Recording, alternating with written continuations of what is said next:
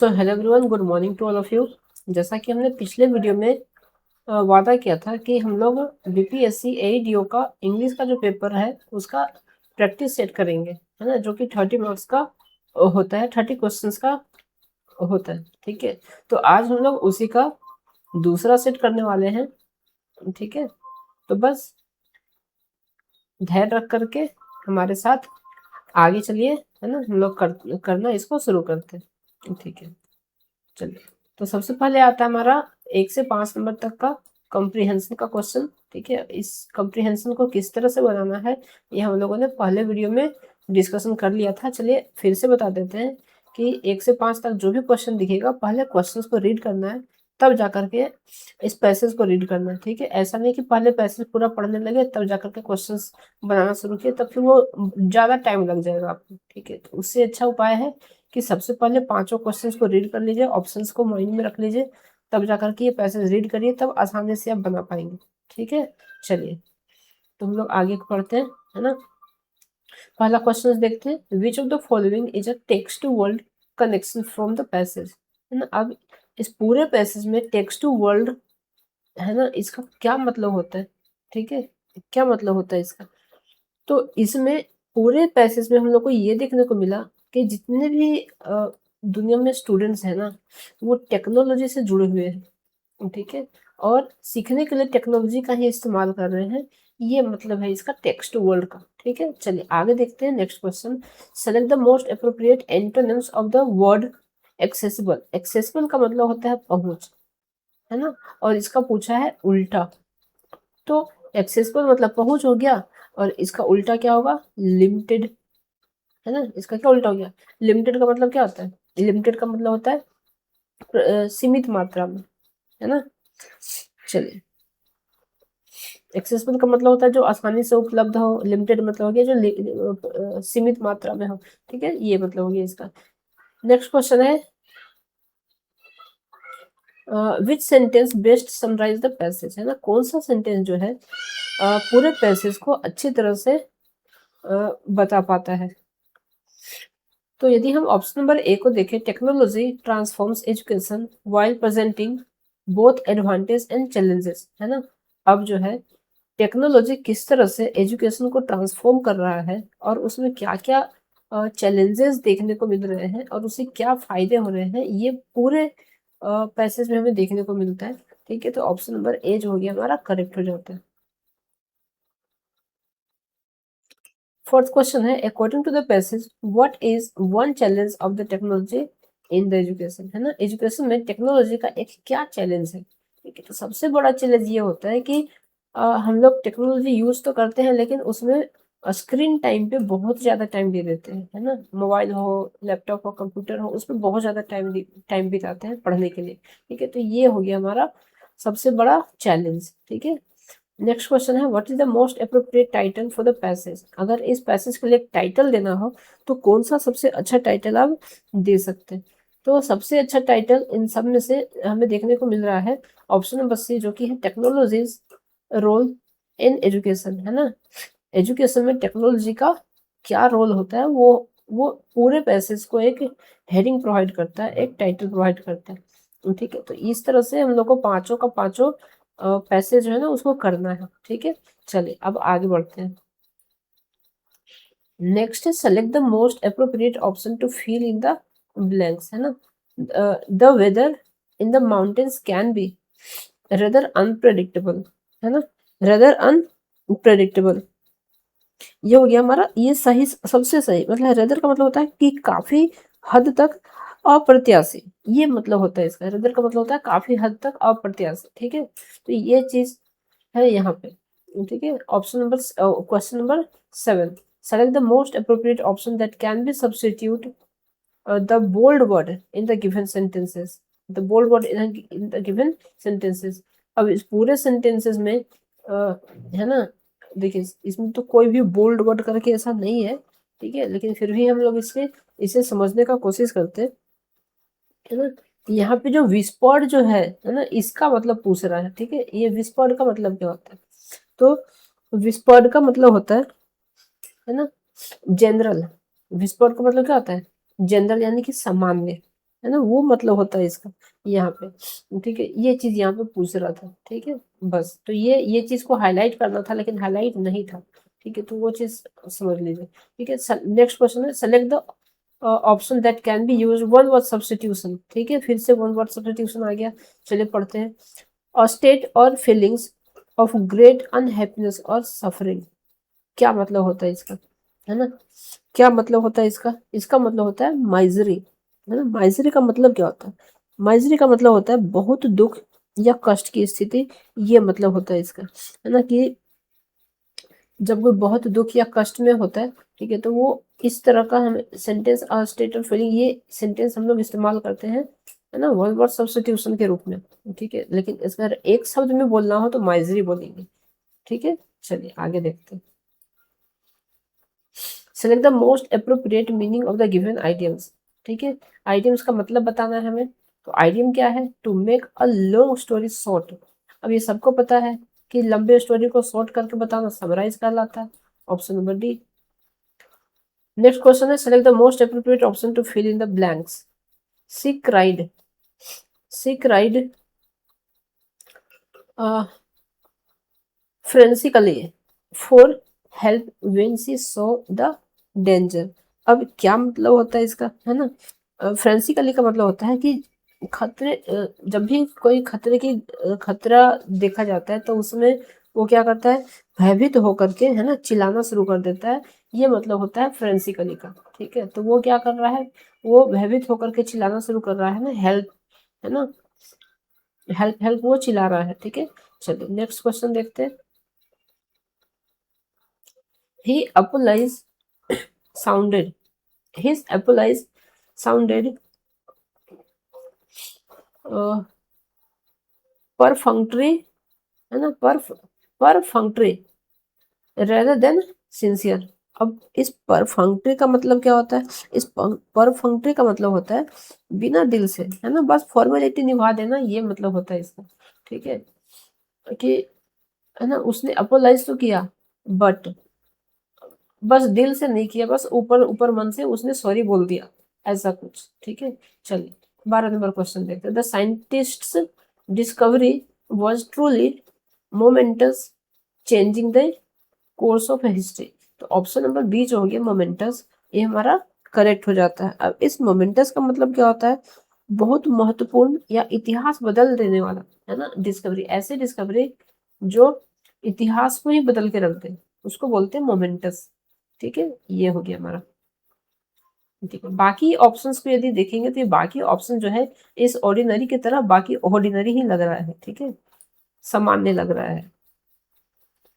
अब यहाँ से 13-14 क्वेश्चन में हमें क्या बताना है, ये 13 और 14 क्वेश्चन में इस 4 ऑप्शन में हमें बताना है कि इस ग्रामेटिकली करेक्ट कौन सा है ना। चलिए तो ऑप्शन नंबर ए को यदि हम पढ़े, हार्डली हैड ही रीच्ड, ठीक है, ये करेक्ट हमारा अरेंजमेंट दिख रहा है यहाँ पे, ठीक है। बाकी का अरेंजमेंट देखते हैं।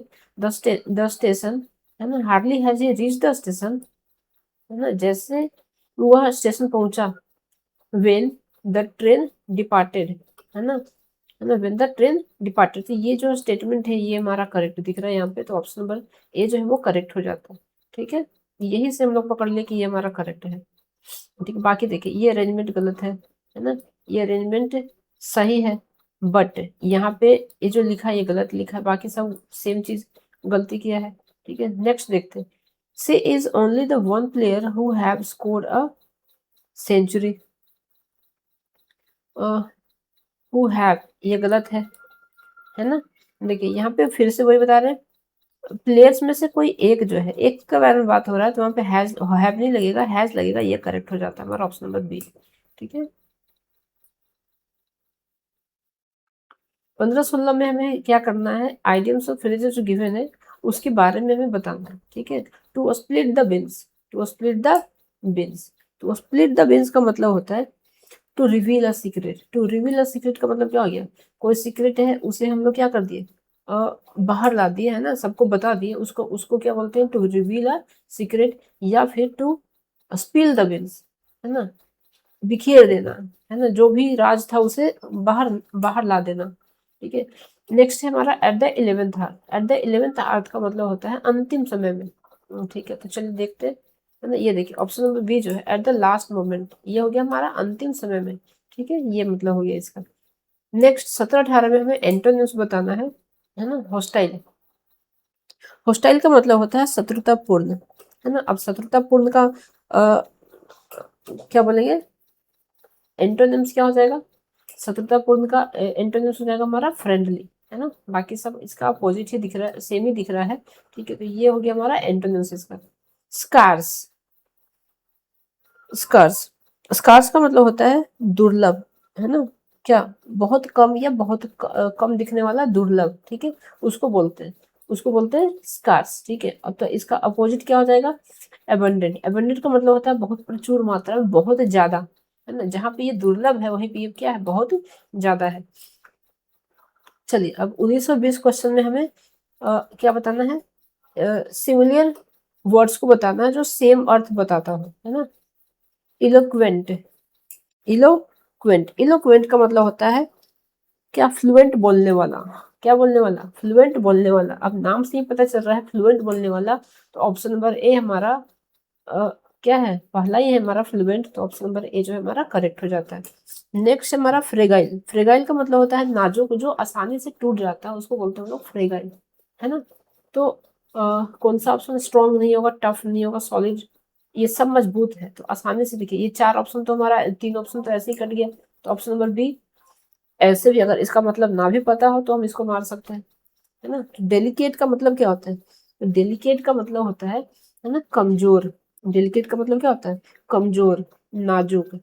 ठीक है, चलिए 21 और 22 क्वेश्चन में हमें बताना है वन वर्ड सब्स्टिट्यूशन। ठीक है, a person who speaks many languages, a person who speaks many languages, एक आदमी जो बहुत सारी भाषाओं का ज्ञाता होता है, उसे हम क्या कहते हैं, उसे हम कहते हैं पॉलीग्लोट। ठीक है, ये सब याद रखने का वर्ड्स है। ठीक है, इसमें आप कुछ नहीं कर सकते, इसमें आप याद ही रख सकते हैं, इसके अलावा कुछ नहीं कर सकते। ठीक है, नेक्स्ट है वन हु लव्स बुक्स, वो जिन्हें किताबों से प्यार होता है उन्हें हम क्या कहते हैं, उन्हें हम कहते हैं फिलेंट्रोपिस्ट। फिलेंट्रोपिस्ट कहा जाता है उसे जिसे किताबों से ज्यादा प्यार होता है। ठीक है, ये सब याद रखने का वर्ड्स है। ठीक है, नेक्स्ट है हमारा स्पेलिंग बताना है कि इनमें से कौन सा स्पेलिंग जो है ना हमारा करेक्ट है। ठीक है, तो एकोमोडेशन स्पेलिंग पूछा है। एकोमोडेशन में आप लोग पढ़े होंगे, तो डबल सी और डबल एम का इस्तेमाल होता है, तो बस उसी को फाइंड आउट करना है कि डबल सी और डबल एम कहाँ दिख रहा है ना। तो यहाँ पे डबल एम नहीं है, यहाँ डबल एम और डबल सी दिख रहा है। आगे देख लेते हैं, यहाँ डबल एम है, डबल सी नहीं है, यहाँ डबल सी है, डबल एम नहीं है। ऑप्शन नंबर बी जो हो गया करेक्ट हो गया। आगे देखते हैं, चूज द करेक्ट स्पेलिंग, यहाँ भी सही है। ऑकर्ड का पूछा है, ऑकर्ड में डबल सी तो लगता है सही है, ठीक है, लेकिन नहीं, यहाँ पे डबल आर का इस्तेमाल होता है। तो ऑप्शन नंबर बी जो option sorry option number C जो हो गया ये हमारा करेक्ट हो जाता है। ठीक है, चलिए आगे देखते हैं। नेक्स्ट 25 नंबर क्वेश्चन में हमसे ट्रांसलेशन पूछ लिया गया है कि वह इतना थक गया है कि चल नहीं सका, चल नहीं सका। अब सका को हम लोगों ने पढ़ा था कि सका में हम लोग क्या इस्तेमाल करते हैं, कुड इस्तेमाल करते हैं, और कुड कहीं दिख नहीं रहा, तो ये हो गया हमारा बाकी का बाकी इनकरेक्ट। ऑप्शन नंबर ए हो गया करेक्ट। ठीक है, नेक्स्ट क्वेश्चन है आइडेंटिफाई द वॉइस। अब इस पूरे सेंटेंस में हमें वॉइस को आइडेंटिफाई करना है कि किस टाइप का ये वॉइस है, एक्टिव वॉइस है, पैसिव वॉइस है, इसके अलावा तो और कोई वॉइस होता ही नहीं है। ठीक है, तो ये 2 ऑप्शन जो हो गया हमारा ऐसे करेक्ट, ऐसे इनकरेक्ट हो गया। तो the work has been completed, काम को किया जा चुका है ना, तो ये पैसिव वॉइस है। चलिए 27 नंबर क्वेश्चन देखते हैं, choose the correct reported speech. अब पूरे इसमें है ना कि कौन सा करेक्ट रिपोर्टेड स्पीच है, हमें ये बताना है। He said we are ready, he said we are ready, he said that they were ready, ये इसका सही रिपोर्टेड स्पीच होगा। ऑप्शन नंबर कौन सा है, ऑप्शन नंबर हमारा option number C, he said that they are ready, he said that they are ready, ये हमारा क्या हो गया, करेक्ट ऑप्शन हो गया। एक मिनट, हाँ सॉरी, और यहाँ पे आर है, ये मतलब सेंटेंस सही है, बस आर की जगह पे क्या होगा, वर होगा, तो बस ऑप्शन नंबर बी जो हो गया हमारा करेक्ट हो गया। अब ये ऐसा क्यों है, क्योंकि ये देखिए ये पास्ट इंडिफिनिट है, तो पास्ट इंडिफिनिट के लिए पास्ट वाला ही इस्तेमाल होता है, प्रेजेंट का इस्तेमाल नहीं होता है। अगर ये हमारा सिंपल प्रेजेंट में है और ये पास्ट में है तो ये जो है ना आर, ये वर्ब में कन्वर्ट हो जाता है इसकी अकॉर्डिंग। ठीक है, पास्ट इंडिफिनिट जो है ना past present sorry past indefinite जो है ना हमारा कन्वर्ट हो जाता है सिंपल पास्ट में। ठीक है, चलिए आगे देखते हैं। Identify the figure of speech, है ना। अब स्पीच का फिगर हमें आइडेंटिफाई करना है कि ये क्या है। तो जैसा कि हम लोगों ने पहले सेट में देखा था कि सेम टाइप का क्वेश्चन हमें आया था, identify the figure of speech में द क्लासरूम वाज अ जू, है ना। क्या मतलब होता है इसका, तो इसका मतलब होता है मेटाफोर, है ना। 28 नंबर का क्या हो जाएगा, मेटाफोर, है ना। चलिए 29 नंबर क्वेश्चन देखते हैं। Choose the correct uses of tenses, है ना। इसमें से कौन सा टेंसेस का सही इस्तेमाल किया गया है ना, सही इस्तेमाल किया गया है। ऑप्शन नंबर बी में यदि देखें, ऑप्शन नंबर ए में यदि देखें, नो सूनर डिड आई, ठीक है, तो डिड नहीं लगता है, ये गलत हो गया। हैड सब जगह है, नो सूनर हैड आई ये करेक्ट स्टेटमेंट दिख रहा है। ठीक है, no sooner had I reached then it ran, है ना, तो ऑप्शन नंबर बी हो गया हमारा करेक्ट। ठीक है, ये नो सूनर के बाद हमेशा क्या इस्तेमाल होगा, हैड इस्तेमाल होगा। ठीक है, पास्ट इंडिफिनिट पास्ट परफेक्ट में इसको, इस टाइप के सेंटेंसेस को हम लोग पास्ट परफेक्ट में बनाते हैं, ना कि पास्ट इंडिफिनिट में बनाते हैं। ठीक है, ये याद रखेंगे। ठीक है, चलिए आज के सेशन का हमारा आखिरी आखिरी क्वेश्चन है। ठीक है, तो चलिए उसको आखिरी क्वेश्चन को भी पढ़ लेते हैं। Choose the correct passive voice, हमें पैसिव वॉइस बताना है इस वाले सेंटेंस का। They are painting the house, तो बहुत आसान सा क्वेश्चन है ना। पेंटिंग ये कंटिन्यूअस है, अब आप देख लीजिए कि किसमें कंटिन्यूअस आया है। ठीक है, तो कंटिन्यूअस एक ही सेंटेंस में दिख रहा है सी, बाकी उसके आसपास भी नहीं है, तो ऑप्शन नंबर सी हो जाता है हमारा करेक्ट ऑप्शन। ठीक है, तो इस तरह से हम लोगों ने सेट 1 और आज सेट 2 कंप्लीट किया, बीपीएससी एडीओ का इंग्लिश का 30 क्वेश्चंस का सेट। तो अगले अगले वीडियो में हम लोग लेकर के आएंगे एक और सेट, जिसमें फिर से हम लोग 30 क्वेश्चंस करेंगे, है ना। तो इस क्वेश्चंस को आप अच्छे से प्रैक्टिस करिए, क्योंकि हर सेट में आपको सेम तरह का क्वेश्चन देखने को मिलेगा। ठीक है, तो मिलते हैं अब नेक्स्ट वीडियो में नेक्स्ट क्वेश्चंस के साथ, नए अलग अलग क्वेश्चंस के साथ। तब तक के लिए धन्यवाद, जय हिंद।